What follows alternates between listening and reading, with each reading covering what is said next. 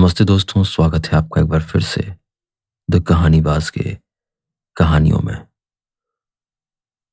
हमारी आज की कहानी का नाम है गुनाहों का देवता और आप आज सुन रहे हैं एपिसोड 13। चले चलते हैं आज की कहानी की ओर। बिंदी के ब्याह को 15 दिन रह गए थे कि सुधा का एक पत्र आया। मेरे देवता, मेरे नयन, मेरे पंथ, मेरे प्रकाश, आज कितने दिनों बाद तुम्हें खत लिखने का मौका मिल रहा है। सोचा था बिंदी के ब्याह के महीने भर पहले गांव आ जाऊंगी तो एक दिन के लिए तुम्हें आकर देख जाऊंगी, लेकिन इरादे इरादे हैं और जिंदगी जिंदगी। अब सुधा अपने जेठ और सास के लड़के की गुलाम है। ब्याह के दूसरे दिन ही चला जाना होगा। तुम्हें यहाँ बुला लेती, लेकिन यह बंधन और पर्दा तो ससुराल से भी बदतर है। मैंने बिंती से तुम्हारे बारे में बहुत पूछा, वो कुछ नहीं बताई। पापा से इतना मालूम हुआ कि तुम्हारी थीसिस छपने गई है, कन्वोकेशन नजदीक है। तुम्हें याद है, वायदा था कि तुम्हारा गाउन पहनकर मैं फोटो खिंचवाऊंगी। वो दिन याद करती हूं तो जाने कैसा होने लगता है। एक कन्वेक्शन की फोटो खिंचवाकर जरूर भेजना। क्या तुमने बिंती को कोई दुख दिया था? बिंती हरदम तुम्हारी बात पर आंसू भर लाती है। मैंने तुम्हारे भरोसे बिंती को यहाँ छोड़ा था। मैं उससे दूर, माँ का सुख उसे मिला नहीं। पिता मर गए, क्या तुम उसे इतना भी प्यार नहीं दे सकते? मैंने तुम्हें बार बार सहेज दिया था। मेरी तंदुरुस्ती अब कुछ कुछ ठीक है, लेकिन जाने कैसी है। कभी कभी सिर में दर्द होने लगता है, जी मचलाने लगता है। आजकल वो बहुत ध्यान रखते हैं, लेकिन वो मुझको समझ नहीं पाए। सारे सुख और आज़ादी के बीच में कितनी असंतुष्ट हूं मैं कितनी परेशान हूं। लगता है हजारों तूफान हमेशा नसों में गहराया करते हैं। चंदर, एक बात कहूं, अगर बुरा ना मानो तो आज शादी के 6 महीने बाद भी मैं यही कहूंगी कि चंदर, तुमने आज नहीं किया। मेरी आत्मा सिर्फ तुम्हारे लिए बनी थी। उसके रेशे में वे तत्व है जो तुम्हारी ही पूजा के लिए थे। तुमने मुझे दूर फेंक दिया, लेकिन इस दूरी के अंधेरे में भी जन्म जन्मांतर तक भटकती हुई सिर्फ तुम ही को ढूंढूंगी। इतना याद रखना, और इस बार अगर तुम मिल गए तो जिंदगी कोई ताकत, कोई आदर्श, कोई सिद्धांत, कोई प्रवचना मुझे तुमसे अलग नहीं कर सकेगी। लेकिन मालूम नहीं पुनर्जन्म सच है या झूठ। अगर झूठ है तो सोचो चंद्र की इस अनादिकाल के प्रवाह में सिर्फ एक बार मैंने अपनी आत्मा का सत्य ढूंढ पाया था, और वो अनंत काल के लिए उसे खो दिया। अगर पुनर्जन्म नहीं है तो बताओ मेरे देवता, क्या होगा?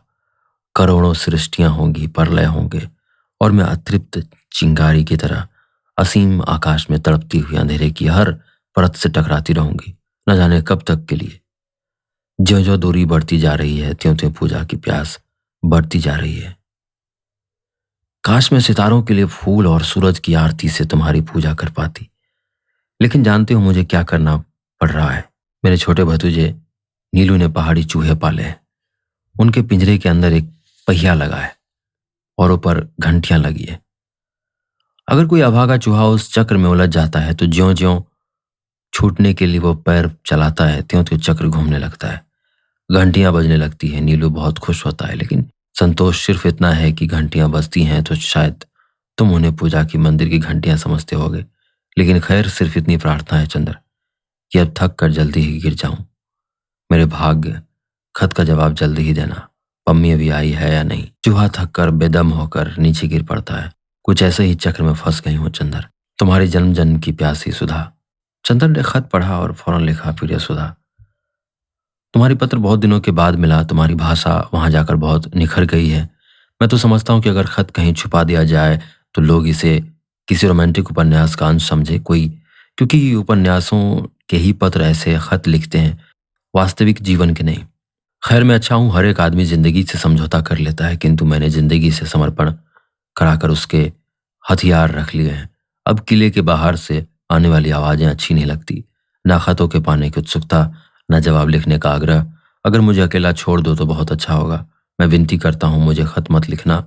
आज विनती करता हूँ, क्योंकि आज्ञा देने का अब साहस भी नहीं, अधिकार भी नहीं, व्यक्तित्व भी नहीं। खत तुम्हारा तुम्हें भेज रहा हूँ।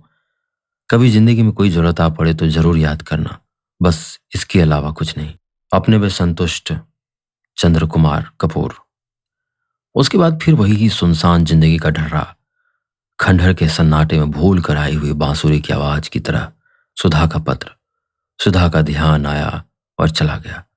खंडहर का सन्नाटा सन्नाटे की उल्लू, गिरगिट और पत्थर कांपे हुए और फिर मुस्तैदी से अपनी जगह पर जम गया, और उसके बाद फिर वही उदास सन्नाटा, टूटता हुआ सा अकेलापन और मूर्छित दोपहरी के फूल सा चंदर। नवंबर का एक खुशनुमा विहान, सोने के कांपते तारे सुबह की ठंडी हवाओं में उलझे हुए थे। आकाश एक छोटे बच्चे के नीलम नयनों की तरह भोला और स्वच्छ लग रहा था। क्यारियां शरद के फूलों से भर गई थी और एक नई ताजगी मौसम और मन में पुलक उठी थी। चंदर अपना पुराना कत्थई स्वेटर और पीले रंग के पश्मीने का लंबा कोट पहने लॉन पर टहल रहा था। छोटे छोटे पिल्ले दूब पर किलोल कर रहे थे। सहसा एक कार आकर रुकी और पम्मी उसमें से कूद पड़ी और कुंवारी हिरण की तरह दौड़कर चंदर के पास पहुंच गई। हेलो माय बॉय, मैं आ गई। चंदर कुछ नहीं बोला। आओ ड्राइंग रूम में बैठो, उसने उसी मुर्दा सी आवाज में कहा। उसे पम्मी के आने से कोई प्रसन्नता नहीं थी। पम्मी उसके उदास चेहरे को देखती रही, फिर उसके कंधे पर हाथ रखकर बोली, क्यों कपूर, कुछ बीमार हो क्या? नहीं तो, आजकल मुझे मिलना जुलना अच्छा नहीं लगता। अकेला घर भी है, उसने उसी फीकी आवाज में कहा। क्यों, मिस सुधा कहाँ है और डॉक्टर शुक्ला? वो लोग मिस बिंती की शादी में गए हैं। अच्छा, उसकी शादी भी हो गई? डैम इट, जैसे ये लोग पागल हो गए हैं। बर्टी, सुधा, बिंती, क्यों मिलते जुलते क्यों नहीं तुम? यूं ही मन नहीं होता। समझ गई, जो मुझे 3-4 साल पहले हुआ था। कुछ निराशा हुई है तुम्हें? पम्मी बोली, नहीं ऐसी तो कोई बात नहीं। कहना मत अपनी जवान से, स्वीकार कर लेने से पुरुष का गर्व टूट जाता है। यही तो तुम्हारे चरित्र में मुझे प्यारा लगता है। खैर, ये ठीक हो जाएगा, मैं तुम्हें ऐसे नहीं रहने दूंगी। मसूरी में इतने दिन क्या करती रही? चंदर ने पूछा। योग, साधना, पम्मी ने हंसकर कहा। जानते हो, आजकल मसूरी में बर्फ पड़ रही है। मैंने कभी बर्फ के पहाड़ नहीं देखे थे। अंग्रेजी उपन्यासों में बर्फ पड़ने का जिक्र सुना था।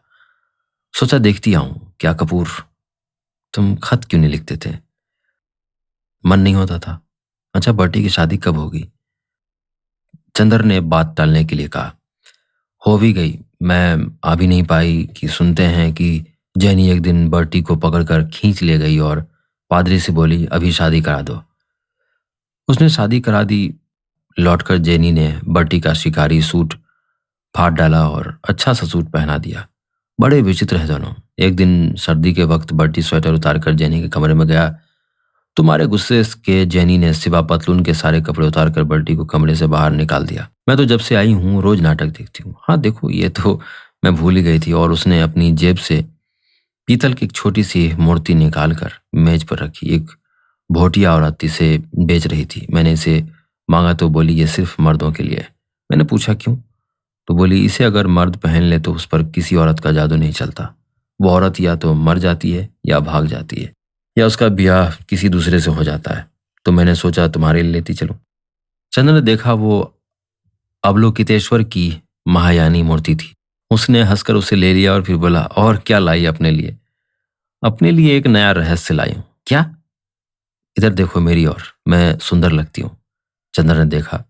पम्मी 18 साल की लड़की से लगने लगी है। चेहरे के कोने भी जैसे गोल हो गए थे और मुंह पर बहुत ही भोलेपन आ गया था।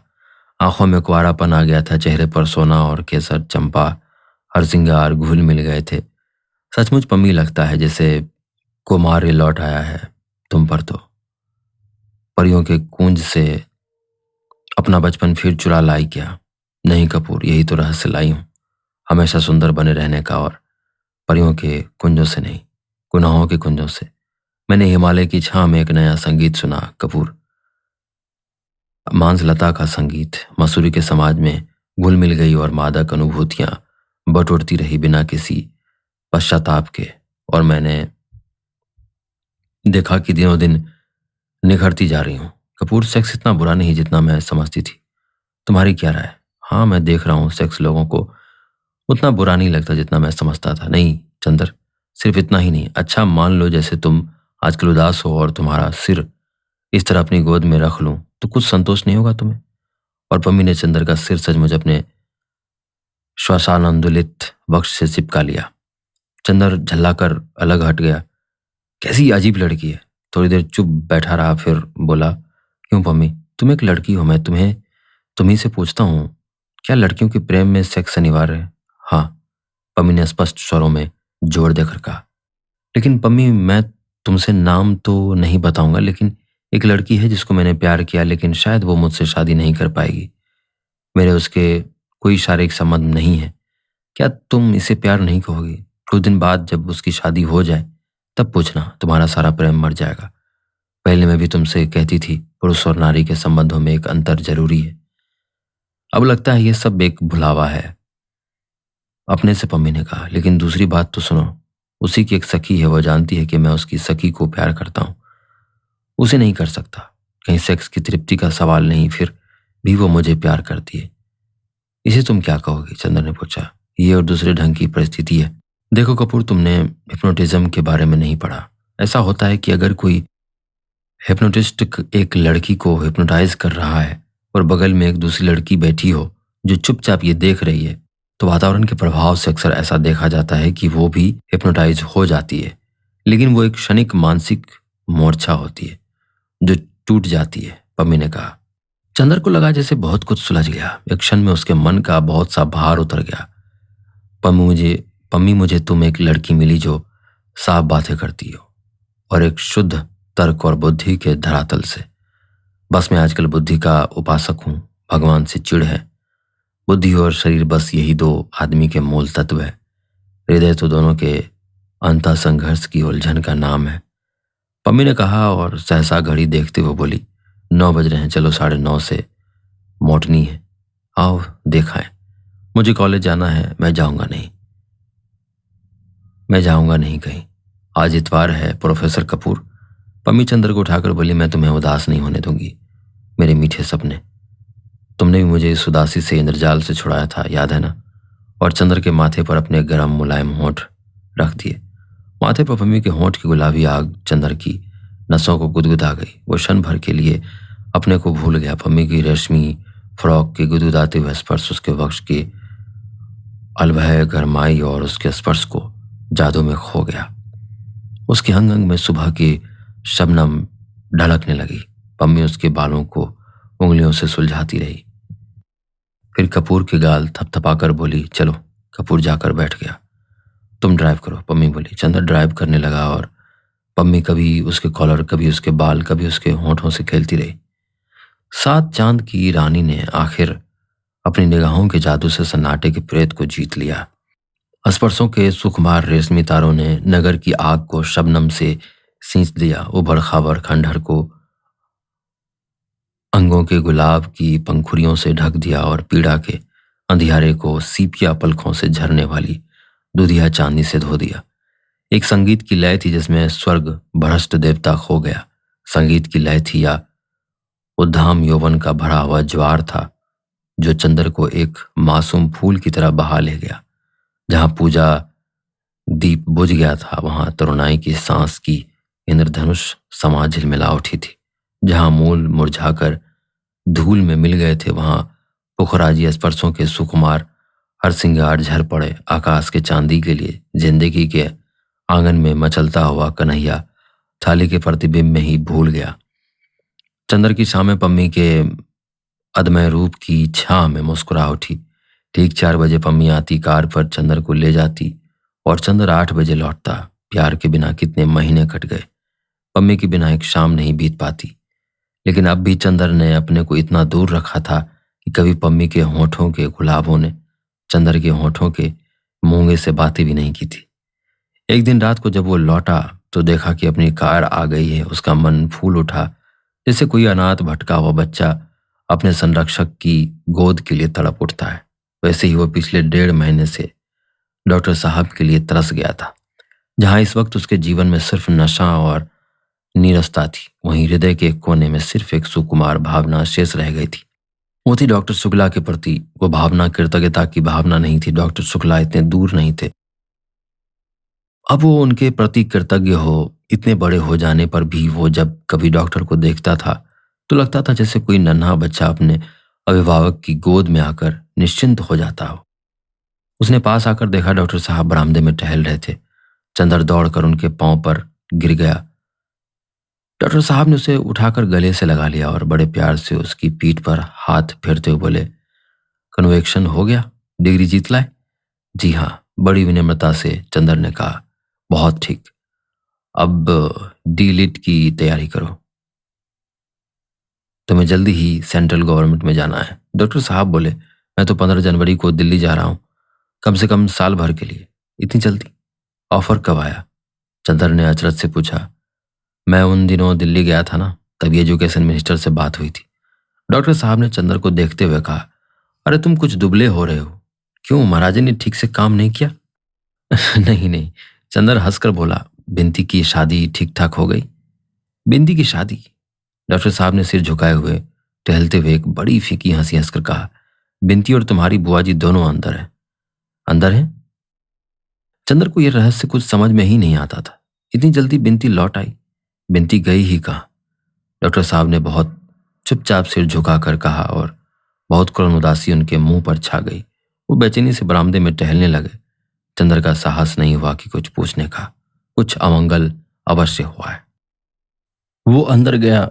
बुआ जी अपनी कोठरी में सामान रख रही थी और बिंती बैठी सिल पर उड़द की भीगी दाल पीस रही थी। बिंती ने चंदर को देखा, दाल में सने हुए हाथ जोड़कर प्रणाम किया, सिर को आंचल से ढककर चुपचाप दाल पीसने लगी। कुछ बोली नहीं। चंदर ने प्रणाम किया और जाकर बुआ के पैर छू लिए। अरे चंदर है, आओ बेटवा, हम तो लुट गए। और बुआ वहीं देहरी पर सिर थाम कर बैठ गई। क्या हुआ बुआ जी? जौन बदा रहा भाग में ऊ भवा। और बुआ अपनी धोती से आंसू पोंछ कर बोली, ये हमारी छाती पर मूंग दरे के लिए बदी रही तौन जमी है। भगवान कोनो को ऐसी कलंकनी बिटिया ना दे। 3 भावरी के बाद बारात उठ गई भैया, हमारा तो कुल डूब गया। और बुआ जी ने उच्च स्वर में रुदन शुरू किया। बिंती ने चुपचाप हाथ धोए और उठकर छत पर चली गई। चुप रहो, अब रोए रोए के काहे जीव हलकान करत हो। गुणवंती बिटिया बाय हजारन आए कि बिटिया के लिए घोड़े गिरे हैं, अपना एकांत होई के बैठो। महाराजिन ने पूरी उतारते हुए कहा। आखिर बात क्या हुई महाराजिन? चंदर ने पूछा। महाराजिन ने जो बताया उसे पता लगा कि लड़के वाले बहुत ही संकीर्ण मना और स्वार्थी थे। पहले मालूम हुआ कि लड़का उन्होंने ग्रेजुएट बताया था, वो था इंटर फेल। फिर दरवाजे पर झगड़ा किया उन्होंने। डॉक्टर साहब बहुत बिगड़ गए। अंत में मड़वे में लोगों ने देखा कि लड़के के बाएं हाथ की उंगलियां गायब है। डॉक्टर साहब इस बात पर बिगड़े और उन्होंने मड़वे से बिंती को उठवा दिया। फिर बहुत लड़ाई हुई, लाठी तक चलने की नौबत आ गई। जैसे तैसे झगड़ा निपटा। 3 भावरों के बाद बिहा टूट गया। अब बताओ भैया, सहसा बुआ आंसू पोंछकर गरज उठी। ई इन्हें का ई गवा रहा, इनकी मती मारी गई। गुस्से में आए कि बिंती को उठवाए लीहिन। अब हम इतनी बड़ी बिटिया लेके कहाँ जाएं? अब हमारी बिरादरी में कौन पूछिए का? इतना पढ़ा लिखा, इतना पढ़ लिख के इन्हें का सूझा? अरे लड़की वाले हमेशा दब के चले जाएं। अरे तो क्या आंख बंद कर लेते? लंगड़े लूले लड़के से कैसे ब्याह कर देते बुआ? तुम भी गजब करती हो। चंदर बोला, भैया जय के भाग में लगड़ा लूला बदा होयो को ओही मिली। लड़कियन को निभाह करी चाही कि शकल देखी चाही। अभिन ब्याह के बाद कोनो के हाथ गोड़ टूट जाए तो औरत अपने आदमी को छोड़ के गली गली की हांडी चाटे। हम रहे तो जब बिंदी 3 बरस की हुई गई तब उनकी शकल उजले में देखा रहा, जैसे भाग में रहा तैसा होता। चंदर ने विचित्र हृदयहीन तर्क को सुना और आश्चर्य से बुआ की ओर देखने लगा। बुआ जी बकती जा रही थी। अब कहते हैं कि बिंदी को पढ़ाओ बे, बिहा ना करे बे, रही सही इज्जत भी बेच रहे हैं, हमार तो किस्मत फूट गई। और वे फिर रोने लगी। पैदा होते काहे नहीं मर गई, कुलबरौनी, कुलक्षिनी, अभागिनी। सहसा बिंती छत से उतरी और आंगन में आकर खड़ी हो गई। उसकी आंखों में आग भरी थी। बस करो माँ जी, वो चीख कर बोली, बहुत सुन लिया मैंने, अब और बर्दाश्त नहीं होता। तुम्हारे कोसने से अब तक नहीं मरी, ना मरूंगी। अब मैं सुनूंगी नहीं, मैं साफ कह देती हूँ। तुम्हें मेरी शक्ल अच्छी नहीं लगती तो जाओ तीर्थ यात्रा में, अपना परलोक सुधारो, भगवान का भजन करो, समझी कि नहीं? चंदर ने ताज्जुब से बिंती की ओर देखा। वो वही बिंती है जो माँ जी की जरा जरा सी बात से लिपट कर रोया करती थी। बिंती का चेहरा तमतमाया हुआ था और गुस्से से बदन कांप रहा था। बुआ उछलकर खड़ी हो गई और दोगुनी चीखकर बोली, अब बहुत जवान चले लगी है।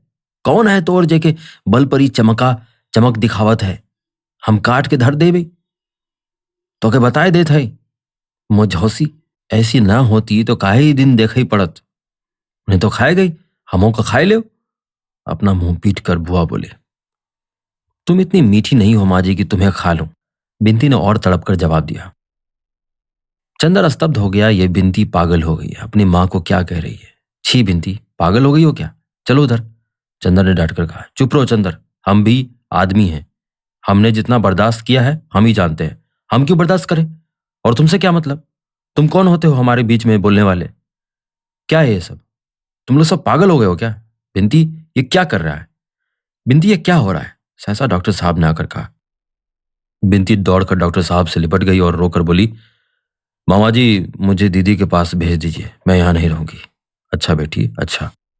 जाओ चंदर, डॉक्टर साहब ने कहा। बिंदी चली गई तो बुआ जी से बोले, तुम्हारा दिमाग खराब हो गया। उस पर गुस्सा उतारने से क्या फायदा? हमारे सामने ये सब बातें करोगी तो ठीक नहीं होगा। अरे हम काहे बोलबे, हम तो मर जाएं तो अच्छा है। बुआ जी पर जैसी देवी माँ आ गई हो। इस तरह से झूम झूम कर रो रही थी, हम तो वृंदावन जाए के डूब मरी। अब हम तुम लोगन की शकल ना देखबे। हम मर जाई तो चाहे बिंती को पढ़ाए चाहे नचाया गवाए, हम अपनी आंख से ना देखबे। उस रात को किसी ने खाना नहीं खाया। एक विचित्र सा विषाद सारे घर पर छाया हुआ था। जाड़े की रात का गहन अंधेरा खामोश छाया हुआ था। महज एक अमंगल छाया की तरह कभी कभी बुआ जी का रुदन अंधेरे को झकझोर जाता था। सभी चुपचाप भूखे सो गए। दूसरे दिन बिंती उठी और महाराजिन के आने के पहले ही उसने चूल्हा जलाकर चाय चढ़ा दी। थोड़ी देर में चाय बनकर और टोस्ट भूनकर वो डॉक्टर साहब के सामने रख आई। डॉक्टर साहब कल की बातों से बहुत ही व्यथित थे। रात को भी उन्होंने खाना नहीं खाया था, इस वक्त भी उन्होंने मना कर दिया। बिंती चंदर के कमरे में गई। चंदर, मामा जी ने कल रात को भी कुछ नहीं खाया, तुमने भी नहीं खाया, चलो चाय पी लो।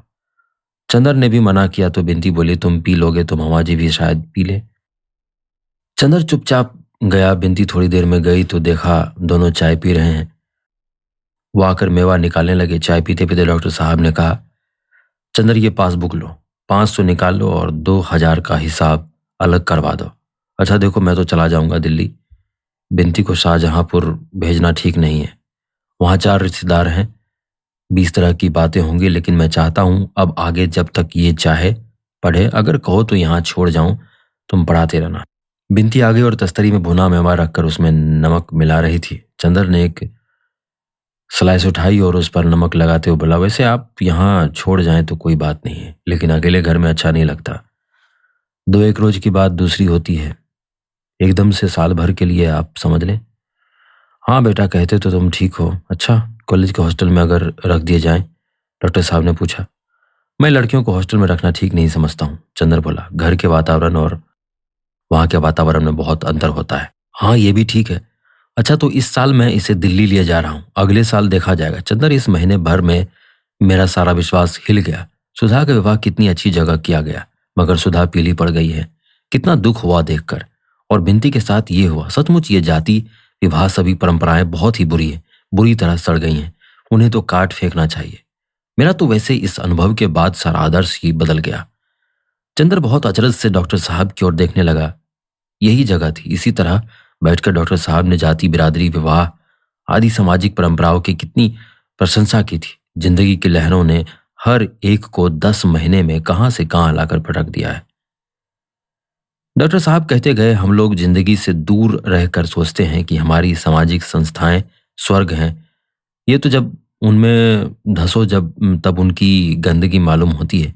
चंदर, तुम कोई गैर जात का अच्छा सा लड़का ढूंढो, मैं बिंती की शादी दूसरी बिरादरी में कर दूंगी।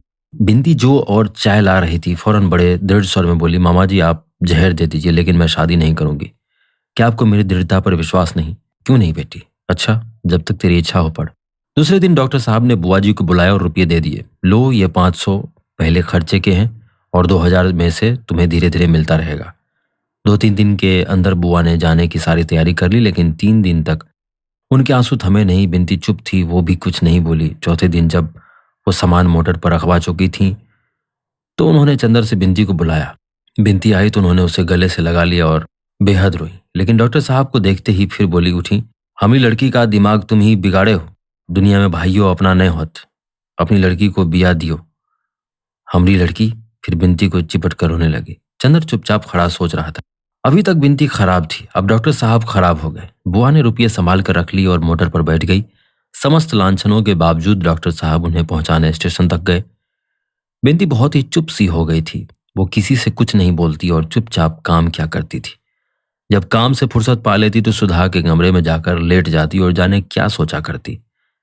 चंदर को बड़ा ताज्जुब होता था बिनती को देखकर। जब बिनती खुश थी, बोलती चालती थी, तो चंदर बिनती से चिढ़ गया था, लेकिन बिनती के जीवन का ये नया रूप देखकर पहले की सभी बातें भूल गया और उसे फिर बात करने की कोशिश करने लगा। लेकिन बिनती ज्यादा बोलती ही नहीं।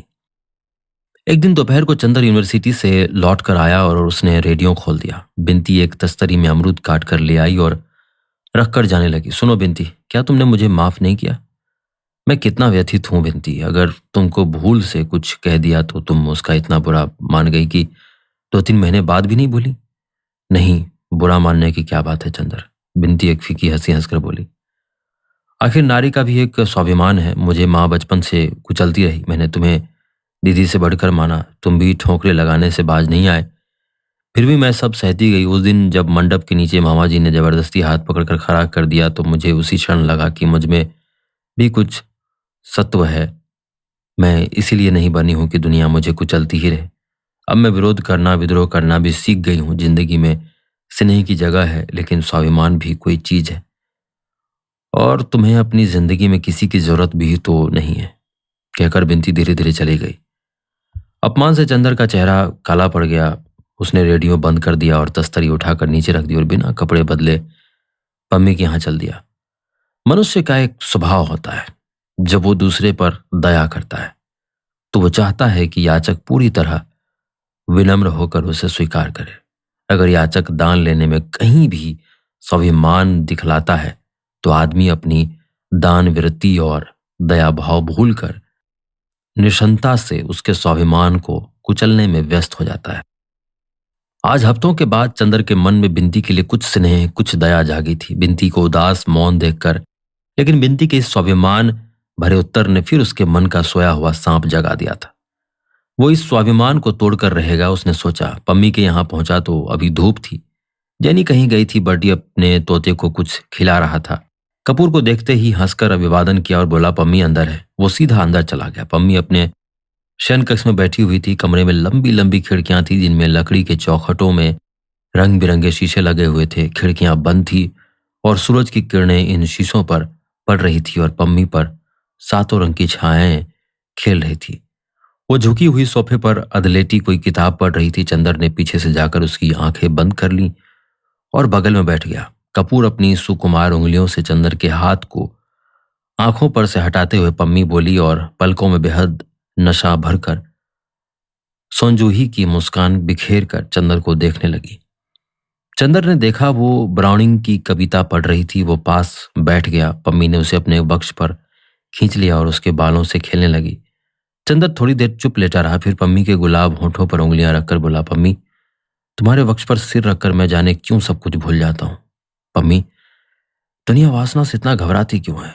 मैं ईमानदारी से कहता हूं कि अगर किसी को वासनाहीन प्यार करके, किसी के लिए त्याग करके मुझे जितनी शांति मिलती है, पता नहीं क्यों मांसलता में भी उतनी ही शांति मिलती है। ऐसा लगता है कि शरीर के विकार अगर आध्यात्मिक प्रेम में जाकर शांत हो जाते हैं तो लगता है आध्यात्मिक प्रेम में प्यासे रह जाने वाले अभाव फिर किसी के मांसल बंधन में ही आकर बुझ पाते हैं।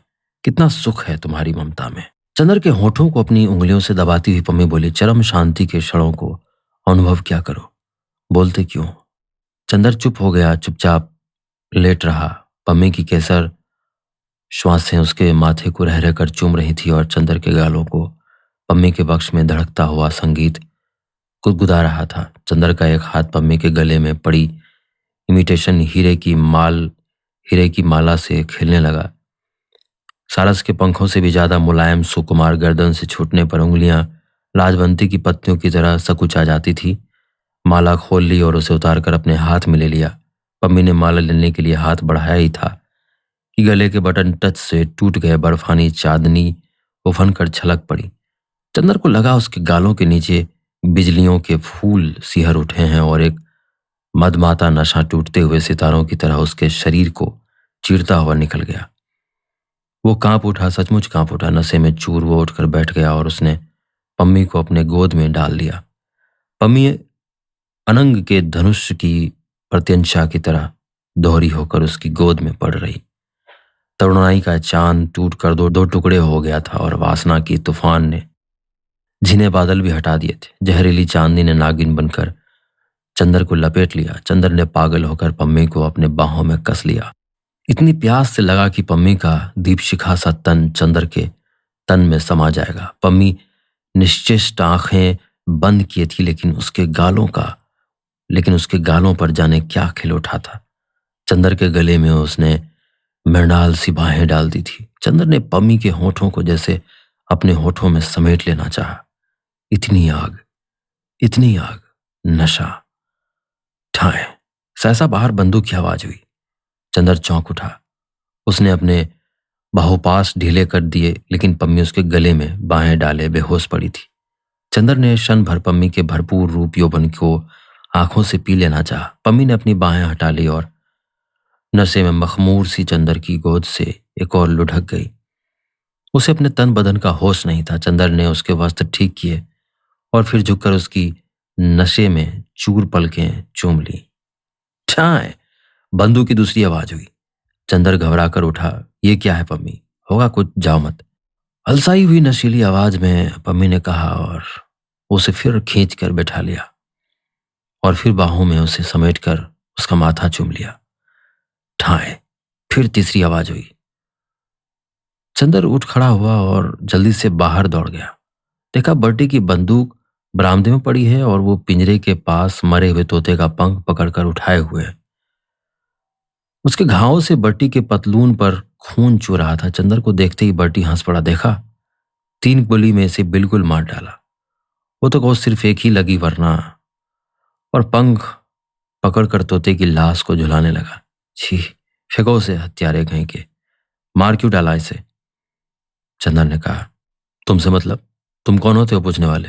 मैं प्यार करता था उसे, मैंने मार डाला। बर्टी बोला और आहिस्ता से उसे एक पत्थर पर रख दिया। रुमाल निकालकर फाड़ डाला। आधा रुमाल उसके नीचे बिछा दिया और आधे से उसका खून पोंछने लगा। फिर चंदर के पास आया। चंदर के कंधे पर हाथ रखकर बोला, कपूर तुम मेरे दोस्त हो ना, जरा रुमाल दे दो। और चंदर का रुमाल लेकर तोते के पास खड़ा हो गया। बड़ी हसरत से उसकी ओर देखता रहा, फिर झुककर उसे चूम लिया और उस पर रुमाल उड़ा दिया और बड़े मातम की मुद्रा में उसी के पास से झुका कर बैठ गया। बर्टी पागल हो गए क्या? चंदर ने उसका कंधा पकड़कर हिलाते हुए कहा, यह क्या नाटक हो रहा है? बर्टी ने आंखें खोली और चंदर को भी हाथ पकड़कर वहीं बिठा लिया और बोला, देखो कपूर, एक दिन तुम आए थे तो मैंने तोता और जेनी दोनों को दिखाकर कहा था कि जेनी से मैं नफरत करता हूं, उससे शादी कर लूंगा और तोते से मैं प्यार करता हूं, इसे मार डालूंगा। कहा था कि नहीं? कहो हाँ। हाँ कहा था। चंदर बोला, लेकिन क्यों कहा था? हाँ पूछा तुमने, तुम पूछोगे मैंने क्यों मार डाला तो मैं कहूंगा कि इसे अब मर जाना चाहिए था, इसलिए इसे मार डाला। तुम पूछोगे इसे क्यों मर जाना चाहिए तो मैं कहूंगा जब कोई जीवन की पूर्णता पर पहुंच जाता है तो उसे मर जाना चाहिए।